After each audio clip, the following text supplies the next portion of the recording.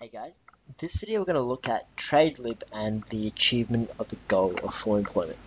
Now, as we know, full employment is achieved when there is no cyclical unemployment. So unemployment can be broken down into two parts. Cyclical unemployment, due to insufficient demand, as well as natural unemployment, due to there not being enough jobs in the economy, or that jobs in the economy don't match the skills of our labour force or those unemployed. So as we know, during times of full employment, cyclical unemployment is achieved, or there is no cyclical unemployment.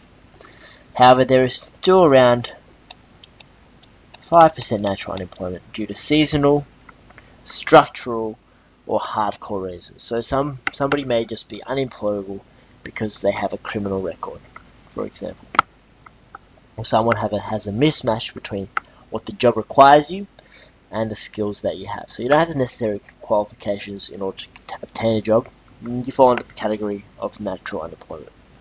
And the government believes that there is around 5% natural unemployment in the economy. So how will trade liberalisation affect the achievement of full employment? Well, we're going to look at this again in two parts. We're going to look at this in the short run, how it affects both cyclical and natural unemployment, and we're going to look at this in the long run,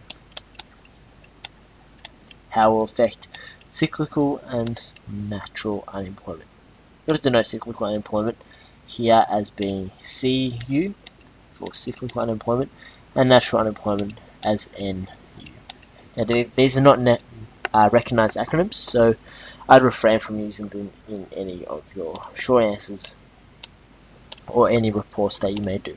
For the simplicity of this lecture, we're just going to use these acronyms there. So in the short run, we have TradeLib, which is the gradual breakdown of trade barriers. This is in the form of reducing tariffs, removing subsidies, and abolishing import quotas. And so what this means is it makes imports cheaper, especially after we make a few free trade agreements between us and, say, our trading partners. And that would make imports cheaper and as well as more accessible.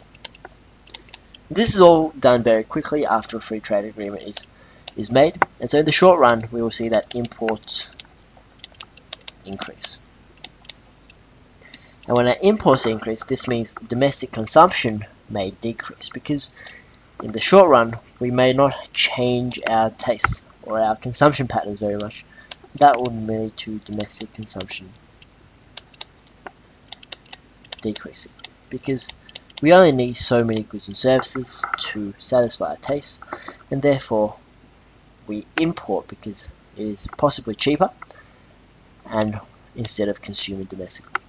So as a result, we can see that aggregate demand being a component of both C, I, G, X, M. When imports increase, the consumption perhaps decreasing, aggregate demand as a whole would decrease. And that would cause a rise in cyclical unemployment, because there may not be sufficient aggregate demand in the economy. And similarly, in the short run, because we are exposing ourselves to international competitors, natural unemployment may also increase, because some workers may be laid off because their jobs are made redundant. So say, for example, industries where we are not comparatively advantaged, they will start to fail unless they develop cost-effective methods of production, and unless they cut costs, they would become uncompetitive overseas, and as a result they would have to close down their production. And so as a result, there would be an increase in natural unemployment due to structural factors.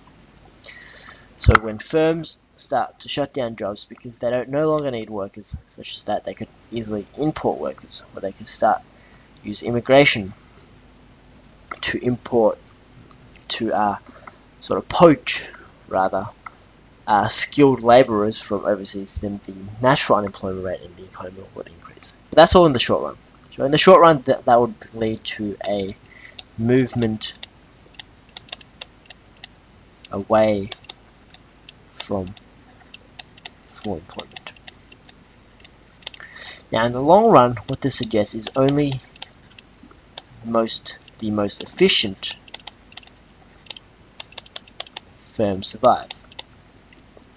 And when the most efficient firms survive, this means our exports also increase, because we are more competitive and because our exports in these competitive firms are cheaper, or comparatively cheaper, or with a higher quality than overseas competitors. And also because our exportable base increases. So we've noted that our imports here increase, and that means we are consuming less domestically. And because we're consuming less domestically, it also means we're consuming less of our potential exportable surplus domestically. And so what happens is that if we're consuming, say, for example, 100 units, or producing 100 units, initially 80 go to domestic consumption, C, and 20 go to exports. If we are in fact consuming 80, but only 60 go to domestic consumption, 20 we're importing, therefore we have 40 left to export. So instead of having 100 units here, we have 120 units. 80 still goes back into consumption, but 60 we're consuming domestically, 20 we're importing, and now we have 40 left to export. That's why our exports increase in the long run. And that, as a result, would decrease cyclical unemployment, because aggregate demand would increase. Again, in the long run, natural unemployment will also decrease because we are becoming more effective. And because we're becoming more effective, this results in the creation of new jobs.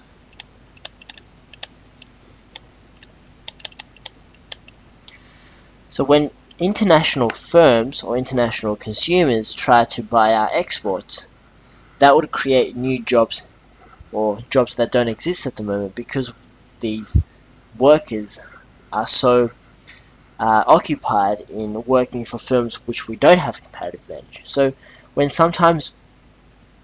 our exports increase, this means our jobs are not only more secure, but as also it means that new jobs are created. So even a greater number of jobs in the long run are created because we are producing at a more sustainable rate.